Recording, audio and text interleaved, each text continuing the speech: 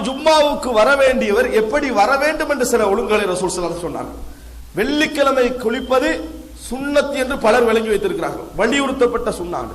ஆனால் ஹதீஸ்ல ரசூல் ஸல்லல்லாஹு அலைஹி வஸல்லம் நேரடியாக அது கடமை என்று சொல்லி இருக்கிறார்கள். சுன்னத் அல்ல, வாஜிபுன் அலா குல்லி முஹ்தலிமின் என்று சொன்னார்கள். யாரெல்லாம் பருவ வயதை அடைந்து விட்டார்களோ அவர்கள் ஜும்மா தினத்திலே குளிப்பது கடமை என்று ரசூலுல்லாஹி ஸல்லல்லாஹு அலைஹி வஸல்லம் என்ன செய்தார்கள் சொன்னார்கள். இந்த செய்தியை சஹீஹுல் புகாரியிலே நாம் என்ன செய்கிறோம் பார்க்கிறோம். எனவே ஜும்மா தினத்தை பொறுத்த வரைக்கும் விரும்பினால் குளிக்கலாம், குளிக்காமல் விடலாம் என்பது அல்ல. கட்டாயம் ஜும்மா தினத்திலே குளிக்க வேண்டும் என்பதை ரசூல் ஸல்லல்லாஹு அலைஹி வஸல்லம் அவர்கள் வலியுறுத்தி சொல்லி இருக்கிறார்கள். அந்த நேரத்தில் குளிப்பதில் இன்னொரு விஷயம் புரிந்து கொள்ள வேண்டும். எப்ப குளிக்கணும்? இப்ப ஜும்மா தினத்தை பொறுத்த வரைக்கும் வியாழக்கிழமை அந்த அதாவது இஷாவுக்கு புறணி என்ன செஞ்சுட்டு அந்த மகரிப்ல இருந்தே ஆரம்பிச்சாச்சு. வெள்ளிக்கிழமை இரவு நைட்டு 12 மணிக்கு குளிச்சுட்டு வெள்ளிக்கிழமை குளிச்சதாக என்ன செய்யக்கூடாது, நினைத்து விடக்கூடாது. அதனாலதான் சில ஹதீஸ்களை நீங்கள் பார்க்கலாம், ஜும்மா தினத்திலே அதாவது ஜும்மாவை நெருங்கிய நேரத்தில் குளித்து வருவதைத்தான் குறிக்கிறது என்கின்ற அமைப்பில் பல செய்திகள் என்ன செய்கின்றன, வந்திருக்கின்றன. பல செய்திகள் வந்திருப்பதை நம்ம பார்க்கிறோம். உதாரணமாக உஸ்மான் ரலியல்லாஹு அன்ஹு அவர்கள் பள்ளிக்குள்ள வராங்க. ஒரு அழகான செய்தி. அதாவது உமர் இப்னு கத்தாப் ரலியல்லாஹு அன்ஹு அவர்கள் உரை நிகழ்த்தி கொண்டிருக்கிறார்கள். உஸ்மான் ரலியல்லாஹு அன்ஹு அவர்கள் பள்ளிக்குள்ள வராங்க. எப்போ வராங்க? இமாம் மிம்பர்ல இருந்து உரை நிகழ்த்தி கொண்டிருக்கின்ற பொழுது வருகிறார்கள். யார் வராங்க? உஸ்மான் ரலியல்லாஹு அன்ஹு அவர்கள். இப்போ உமர் ரலியல்லாஹு அன்ஹு அவருடைய மனதில் என்ன இருக்கும்? எப்படியோ ஒருவர் யார் யாரெல்லாம் தனது ஹிலாபத்துக்கு அடுத்ததாக தகுதி என்கின்ற எண்ணம் இருக்குமா இல்லையா? இருக்கும். உஸ்மான் ரலியல்லாஹு உமர் ரலியல்லாஹு பார்க்கறாங்க, உஸ்மான் ரலியல்லாஹு அன்றைக்கு பிந்தி வந்துட்டாங்க. என்னைக்குமே பிந்தி வரவர் அன்றைக்கு பிந்தி வராரு. அதை உமர் ரலியல்லாஹு என்ன செய்யல, விரும்பல. அப்ப உமர் ரலியல்லாஹு மிம்பர்ல இருந்து சொல்றாங்க, இப்பதானா பள்ளிக்கு வரீங்க அப்படின்னு கேட்டாங்க. மிம்பர்ல இருந்து இப்பொழுதுதான், யாருக்கு அப்படி கேட்க மாட்டார், உஸ்மான் ரலியல்லாஹு கேட்டாங்க, இப்பதான் நீங்க பள்ளிக்கு வரீங்களான்னு சொல்லி. அப்ப உஸ்மான் ரலியல்லாஹு அவர்கள் கடிந்து கொள்ளல.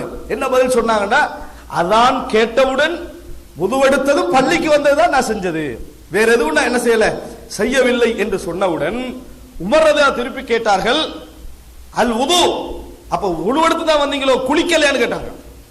எப்படி கேட்டார்கள்? இப்ப வுது எடுத்துட்டு தான் நீங்க வந்துக்கிறீங்க, குளிக்கவில்லையா, அது கூட நீங்க பிழை விட்டுட்டீங்களா என்று சொல்லி மறுபடி உமர் ரலியல்லாஹு என்ன செய்தார்கள், திருப்பி கேட்டார்கள் என்ற செய்தியை சஹீஹ் முஸ்லிம்ல என்ன செய்கிறோம் பார்க்கிறோம். அன்புள்ள சகோதரர்களே, உமர் ரலியல்லாஹு அன்ஹு இப்படி கேட்டாலும் அதை அங்கீகரிக்கக்கூடிய மனோபக்குவம் அவருக்கு வளர்ந்திருந்தது என்றால் அறிவு வளர்ந்திருக்குன்னு அர்த்தம். அவருடைய அறிவு வளர்ந்திருக்குன்னு அர்த்தம், ஞானம் வளர்ந்திருக்குன்னு அர்த்தம். இல்லைன்னு சொன்னால் அறிவு எவ்வளவு குறைவிக்கு அந்த அளவுக்கு கோபம் வரும், அந்த அளவுக்கு டென்ஷன் ஆகும். அறிவு எந்த அளவுக்கு வளர்ந்திருக்கு அந்த அளவுக்கு நிதானமும் அவருடைய அதை பற்றிய விளக்கம் என்ன செய்யும், இருக்கும். அதே நேரத்தில் குளிப்பு விஷயத்துல உமர் ரலியல்லாஹு கேட்ட கேள்வியில் என்ன புரிகிறது என்றால், வரும் பொழுது குளித்தல் தான், இல்லை என்றால் அவர் காலையில குளிச்சிருக்கலாம், அதை பத்தி உமர் ரலியல்லாஹு கேட்காம இருந்திருக்கலாம். அவர் இப்போது எடுத்துட்டு வந்த இடத்துக்காக காலையில குளிக்கலன்னு அர்த்தம் அல்ல.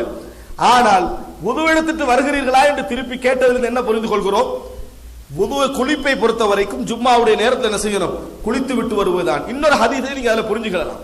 என்னன்னு சொன்னால், ரசூல் ஸல்லல்லாஹு அலைஹி வஸல்லம் தோழர்கள் மார்க்கெட்ல இருப்பார்கள். மார்க்கெட்ல இருக்கிற நேரத்தில் அதான் சொல்லப்பட்ட உடனே அப்படி அப்படி வியாபாரத்தை போட்டு பள்ளிக்கு வந்துருவாங்க.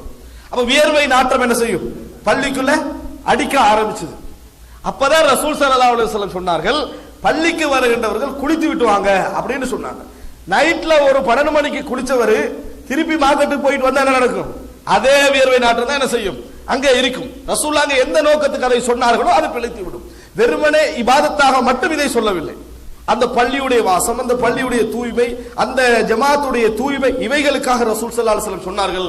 எனவே கடைசி நேரத்தில் தான் ஒரு மனிதன் குளித்துவிட்டு பள்ளிக்கு வருகின்ற அந்த பழக்கத்தை என்ன செய்ய வேண்டும், உருவாக்க வேண்டும் என்பது இந்த செய்திகளில் நாம் என்ன செய்கிறோம், புரிந்து கொள்கிறோம். அன்புள்ள சகோதரர்களே, இப்படி வந்த பின்னால் ஒரு மனிதன் இமாம் குத்பா ஓதும் வரைக்கும் எவ்வளவு ரக்காத்துக்களும் தொழலாம். இது இன்னொரு விஷயம். இமாம் மிம்பர்ல ஏறும் வரைக்கும், அதான் அந்த இடத்துல சொல்லப்படும் வரைக்கும் எவ்வளவு ரக்காத்துக்கள் என்ன செய்யலாம், தொழலாம். 2 2 2 2ஆக யுஸல்லி மா, அதாவது யுஸல்லி மாஷா அல்லாஹ் அப்படின்னு செய்தியில வருகிறது. எவ்வளவு என்ன செய்வார்கள், தொழுவார்கள். 2 ரக்காத்தாக 2 ரக்காத்தாக 2 ரக்காத்தாக இமாம் மிம்பர்ல ஏறும் வரைக்கும். அவர் தஹியத்துல் மஸ்ஜித் 2 ரக்காத் தொழுது விட்டு உட்காரோ முடியும். அது அல்லாமல் எவ்வளவு நேரமும் 2 ரக்காத்துக்களாக என்ன செய்யலாம், நிறைய நேரம் தொழலாம் என்ற செய்தியை நாம் என்ன செய்கிறோம், ஆதாரபூர்வமான செய்திகளிலும் பார்க்கிறோம். அன்புள்ள சகோதரர்களே, இவ்வளவு ஜும்மாவோடு சம்பந்தப்பட்ட ஒழுங்கு. இன்னொரு முக்கியமான ஒழுங்கு என்னன்னு சொன்னால், யாருக்கெல்லாம் ஆரம்பமாக வர கிடைக்கவில்லையோ அல்லது வர முடியவில்லையோ அல்லது பிந்தி வருகிறார்களோ அவர்கள் எல்லோரும் இந்த முன்பக்கத்துக்கு வருவதை விட முன்னுக்கு உள்ளவர்கள் என்ன செய்ய வேண்டும்? இடங்களை நிரப்பிய வண்ணம் என்ன செய்யணும்? அமையணும். சரியாக எங்கெங்கெல்லாம் ராகத்தா உட்கார முடியுமோ, அது உடம்புல இயலாதவர்கள், கஷ்டமானவர்கள், அவர்கள் என்ன செய்யலாம்? அந்த மாதிரி இடத்துல உட்கார்ந்து கொள்ளலாம். ஆனா நல்ல இளைஞர்கள், நல்லா இருக்க முடிஞ்சவங்க எல்லாம் போய் என்ன செய்யக்கூடாது? அந்த மாதிரி இடங்களை போய் உட்கார்ந்து கொள்ளாமல் முன்னால நிறைச்சு என்ன செய்யணும்?